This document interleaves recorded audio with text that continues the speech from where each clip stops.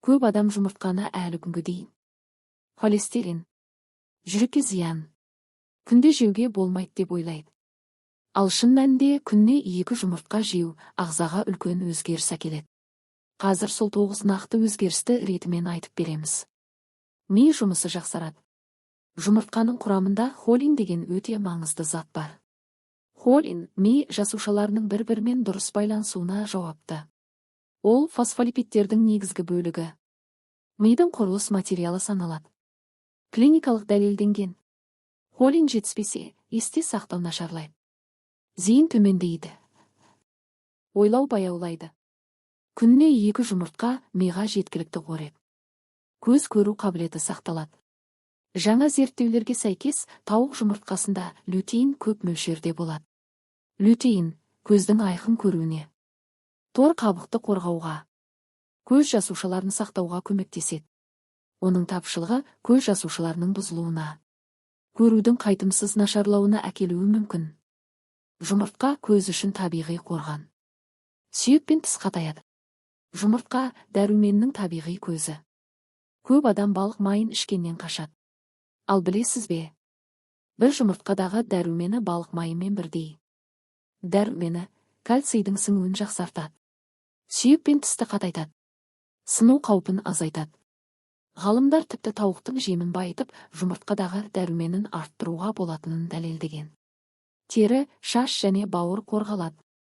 Жұмыртқада биотин, 12 дәрумені, сапалы ақуыз бар. Бұл заттар шашты нығайтады, теріні серпімді етеді, сынуды азайтады. Ал фосфолипидтер бауырдағы отты заттарды шығаруға көмектеседі. Бауырды майланудан қорғайды. Жүрек қан тамыр ауру қаупі азаяды. Ескі пікірге қарамастан, жұмыртқадағы холестерин қауіпті емес. Ол фосфатидтермен теңеседі. Ағзадағы холестериннің артық өндірілуін тежейді. Сонымен қатар жұмыртқада омега-3 май қышқылдары бар. Триглицерид деңгейін төмендетеді. Жүрек ауруының қаупін азайтады. Сіз біртіндеп арықтайсыз. Американдық ғалымдар мынадай қорытындыға келген. Таңғы асқа жұмыртқа жеген адамдар 2 есе жылдам арықтайды. Себебі ұзақ тоқтық береді. Тәбетті азайтады. Артық тамақ жеуге жол бермейді.